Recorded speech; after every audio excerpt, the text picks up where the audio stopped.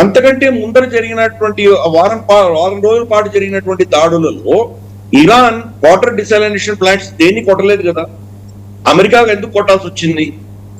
So ఎప్పుడైతే America కొట్టిందో వాళ్ళకి నైతిక ఒక స్థానం ఏదైతే ఉండిందో, ఒక హై వాల్యూ ఏదైతే ఉందో, మారల్ గ్రౌండ్ ఏదైతే అది పోయింది అమెరికా.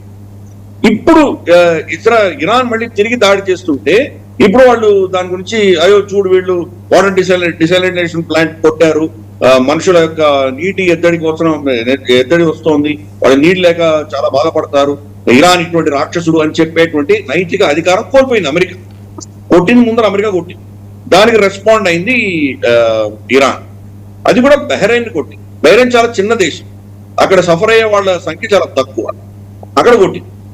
బేసిక్ గా అక్కడ ఉన్నటువంటి అమెరికన్ ఆర్మీ నేవల్ బేస్ ఏదైతుందో దాని దృష్టిలో అక్కడ కొట్టారు. ఇదే ఇరాన్ కనుక సౌదీ అరేబియాకు ఉన్నటువంటి డిసాలినేషన్ ప్లాంట్ లో కొట్టి ఉంటుంటే రియాద్ మనకు తెలిసి ఎక్కడ ఉంటుందో, ఎడారి మధ్యలో ఉంటుంది, అది అవుట్ ఆఫ్ నోవేర్ అంటాం కదా ఇంగ్లీష్ లో. అలాగే సముద్ర తీరాన్ని ఉండేది వాళ్ళ హెడ్ క్వార్టర్స్, ఫస్ట్ వాళ్ళ క్యాపిటల్. ఇరాన్ ఎప్పుడొచ్చి ఏం కొడుతుందో అన్న భయంతో వీళ్ళు ఈ ఎవరైతే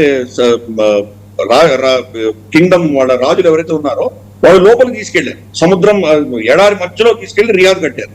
కానీ నీళ్లు కావాలి కదా, అందుకే సముద్రం నుంచి డిసాలినేషన్ చేసి పైపుల ద్వారా తెచ్చుకుంటున్నారు. ఇది అక్కడ కొట్టింటే కనుక 1 కోటి మంది జనాభా ఉన్నటువంటి రియాద్ పరిస్థితి ఏమై ఉంది? ఇరాన్ కొట్టలేదు కదా. సో దీన్ని ఎస్కలేట్ చేసి అటువంటి ఐడియాలు ఇచ్చింది అమెరికా.